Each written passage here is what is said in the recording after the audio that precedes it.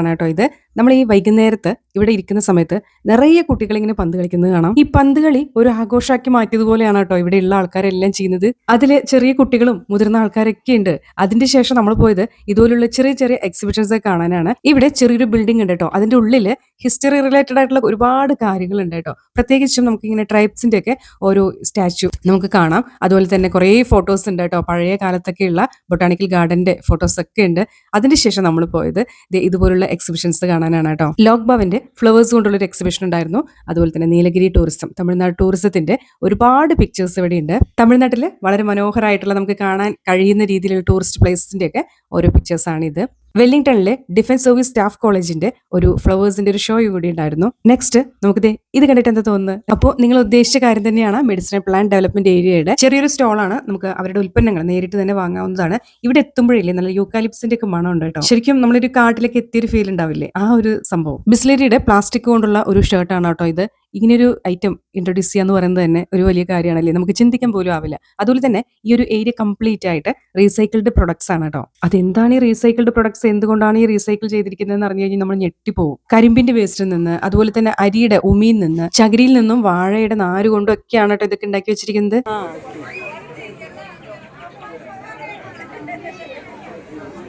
Jute thread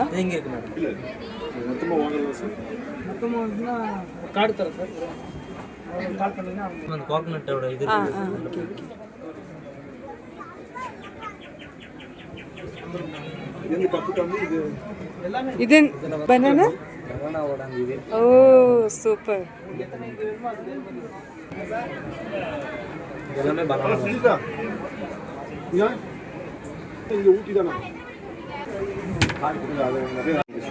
waste பண்ண plastics எல்லாம் வச்சு பிளாஸ்டிக்லயே பண்ணுறது. ஓகே. பிளாஸ்டிக் இந்த மாதிரி பவுடர் பண்ணி பண்ணுறது. ஏன் அந்த இன்னும் காட்டுங்க. പ്ലാസ്റ്റിക് വേസ്റ്റുകളെല്ലാം പൊടിച്ച് ഈ ഒരു പരുവത്തിലാക്കിയ ശേഷം ഉണ്ടാക്കിയിട്ടുള്ളതാണ് ഈ കാണുന്നതെല്ലാം. നെക്സ്റ്റ് കാണുന്ന സ്റ്റോള് നമുക്ക് വളരെ ഇൻട്രസ്റ്റിംഗ് ആയിരിക്കും, അതുപോലെ തന്നെ അത്ഭുതം തോന്നാൻ സാധ്യതയുണ്ട്. കാരണം എന്താണെന്നറിയോ, ഇത് ബ്ലൈൻഡ് മെൻ അസോസിയേഷന്റെ ഒരു സ്റ്റോളാണിത്. അവരുണ്ടാക്കിയ പ്രൊഡക്ട്സ് ആണ്. இது 100 100 ரூபாங்க. இது கொஞ்சம் தண்ணி வெச்சு ஊத்தணுங்க. எடுக்காம பார்க்கணும். பாருங்க மேம், ஃப்ரிட்ஜ் மேக்னெட் நல்லா இருக்கும். எது வேணும் பாருங்க. ഈ കാണുന്ന എക്സിബിഷൻസിൽ ഏറ്റവും കൂടുതൽ മാർക്ക് കൊടുക്കാൻ പറ്റിയൊരു സ്റ്റോളായിരുന്നു കേട്ടോ. അവരുടെ ഒരു ഹാർഡ് വർക്ക്, സമൂഹത്തിന്റെ മുന്നിൽ അവരും ഒരേപോലെ എല്ലാവരുടെയും കൂടെ ഒരു സ്റ്റോൾ ഇടാൻ കഴിയാന്നൊക്കെ പറയുന്നത് വളരെ ഇന്നോവേറ്റീവ് ആയിട്ടുള്ള, അതുപോലെ സപ്പോർട്ട് ചെയ്യേണ്ട ഒരു സ്റ്റോളായിട്ട് എനിക്ക് തോന്നി.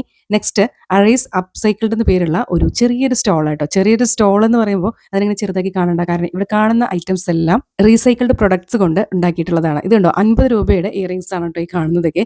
പക്ഷെ ചിലതൊക്കെ കാണുമ്പോൾ സ്വാഭാവികമായിട്ട് നമുക്കൊരു ചിരിയൊക്കെ വരാൻ കാരണം ഇതുപോലത്തെ തുണിയുടെ മെറ്റീരിയൽസ് ഒക്കെ ഉണ്ടോ. ഇതൊക്കെ നമുക്ക് സിമ്പിളായിട്ട് ഉണ്ടാക്കാൻ പറ്റുന്ന ഒരു ഐറ്റം അല്ലേ എന്ന് എനിക്ക് തോന്നി. അത് നിങ്ങൾക്കും തോന്നാം, കാണുന്നവർക്കൊക്കെ തോന്നാം. ഇതൊക്കെ ഒരു ടയറിന്റെ പീസ് കൊണ്ടൊക്കെ ഉണ്ടാക്കുന്ന ആ ഒരു പ്ലാസ്റ്റിക് ഒക്കെ നമുക്ക് ഇതുപോലത്തെ കണ്ടിട്ടുണ്ടാവാം. അങ്ങനെ നമ്മുടെ ചുറ്റും കാണുന്ന ചെറിയ മുത്തുകളും ചെറിയ വേസ്റ്റുകളൊക്കെ കൊണ്ടാണ് ഇയറിംഗ്സ് ഉണ്ടാക്കിയിട്ടുള്ളത്. ഈ ബാഗ് കണ്ടോ, ഈ മെറ്റീരിയൽ കാണുമ്പോൾ എവിടെയെങ്കിലും ഓർമ്മ വരുന്നുണ്ടോ ഈ മെറ്റീരിയൽ എവിടെയെങ്കിലും കണ്ടിട്ടുള്ളതായിട്ട്? നെക്സ്റ്റ് ഇതേ ഒരു ടയർ കൊണ്ട് ഉണ്ടാക്കിയിട്ടുള്ള സീറ്റാണ് കേട്ടോ. നല്ല രസമുണ്ട്. അതിൽ എന്താണ് ആ ഷൈനിങ് മെറ്റീരിയൽ എന്നുള്ളത് അറിയുന്നുണ്ടായിരുന്നില്ല. അതുപോലെ തന്നെ കുറേ ഡയറീസ് ഉണ്ടായിരുന്നു. നമുക്ക് ഡെയിലി വെയേഴ്സിനായിട്ടുള്ള ലേഡീസിന് വേണ്ടിയിട്ടുള്ള മുടിയിലിടാൻ കഴിയുന്ന കുറേ ബൺസ് അങ്ങനത്തെ കണ്ടിട്ടുണ്ടായിരുന്നു. പിന്നെ ബ്രേസ്ലെറ്റ്, വള, അങ്ങനെ ഒരുപാടുണ്ടായിരുന്നു. What's special here? Oh, what's the recycling and handmade. Okay.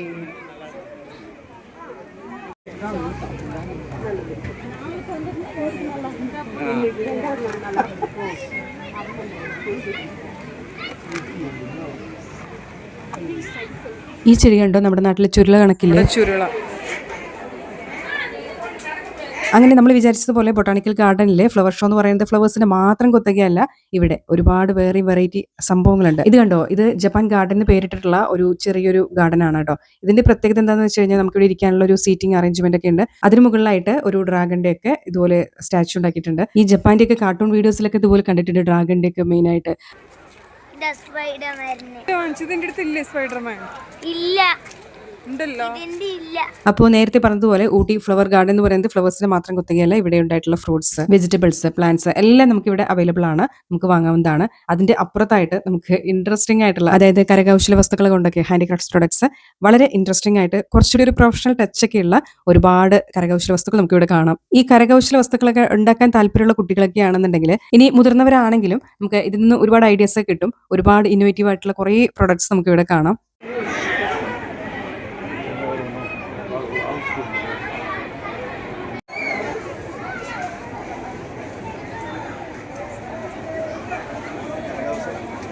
ഇതിനടുത്തായിട്ട് ഒരു മയിലിന്റെ ഒരു ചിത്രം കണ്ടോ? അത് ഫ്രഷ് ഫ്ലവേഴ്സ് ഒക്കെ വെച്ചിട്ട് ഉണ്ടാക്കിയിട്ടുള്ള ഒരു സംഭവമാണ് കേട്ടോ. പക്ഷെ അതിപ്പോൾ കുറച്ച് ഉണങ്ങിപ്പോയി.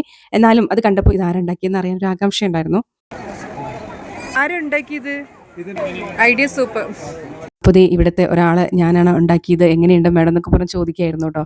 എന്തായാലും നല്ല പ്രൊഡക്ട്സ് ആണ്, ഇവിടെയുള്ള എല്ലാ പ്രൊഡക്ട്സും അടിപൊളിയാണ്, സൂപ്പറാണ്. നേരിട്ട് കണ്ട് മനസ്സിലാക്കേണ്ട ഒരുപാട് കാര്യങ്ങളുണ്ട്.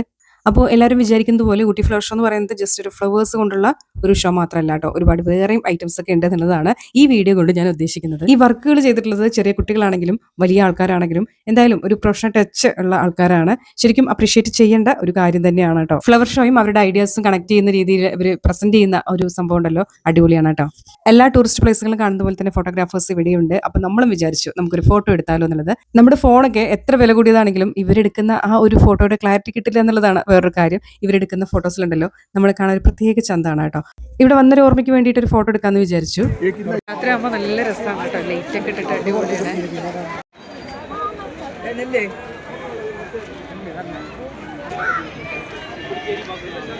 ഇരുട്ടാവും തോറും ഇവിടെ കളർ ലൈറ്റുകളൊക്കെ മിന്നിക്കൊണ്ടിരിക്കും. നമുക്ക് അതുവരെ വെയിറ്റ് ചെയ്യാനുള്ളൊരു ക്ഷമയില്ല. കാരണം വേറൊന്നുമല്ല, നമ്മൾ ഒന്നാമത് ഉച്ച സമയത്താണ് വന്നത്. കൂടാതെ തന്നെ ഇരുട്ടാവും തോറും തണുപ്പ് കൂടാനുള്ള സാധ്യതയുണ്ട്. രാത്രി നല്ല തണുപ്പാണ് കേട്ടോ ഇവിടെ. പകൽ സമയത്തൊക്കെ നോർമൽ നമ്മുടെ ക്ലൈമറ്റ് പോലെ തന്നെയാണ്. പക്ഷെ ഇവിടെ തണുത്ത കാറ്റുണ്ടെന്നുള്ളതാണ് വേറൊരു പ്രത്യേകത. അപ്പോൾ നമുക്ക് പുറത്തെ കാഴ്ചകളൂടെ ഒന്ന് കണ്ടിട്ട് പോവാം. അങ്ങനെ തണുപ്പൊക്കെ തുടങ്ങിയപ്പോൾ വിചാരിച്ചിട്ട് ചൂടുള്ള ചോളൊക്കെ കഴിച്ചിട്ട് പോവാന്നുള്ളത്. നാട്ടിൽ 20 രൂപയ്ക്ക് കിട്ടുന്ന ചോളം ഇവിടെ വേവിച്ച് കിട്ടുമ്പോൾ 60 രൂപയാണ് കേട്ടോ. അങ്ങനെ പറഞ്ഞാൽ എങ്ങനെ ശരിയാവുക? എന്നാൽ പിന്നെ നാട്ടിലിരുന്ന് കഴിച്ചാൽ പോരെയെന്ന് നിങ്ങൾ ചോദിക്കും. ഇങ്ങനെയൊക്കെ വരുമ്പോൾ അങ്ങനെയൊക്കെ വാങ്ങിച്ച് കഴിക്കണം, അതല്ലേ ഊട്ടി വൈബ്. ഇനി അടുത്ത വീഡിയോയുടെ വൈബ് കൂടി സർപ്രൈസ് ആയിട്ട് പറയട്ടെ. കരിഞ്ഞുണങ്ങിയ റോസ് ഗാർഡൻ കാണാൻ പോകില്ല, അതും വേറെ വൈബാണ് കേട്ടോ, നമ്മുടെ അടുത്ത വീഡിയോയുടെ വൈബ്.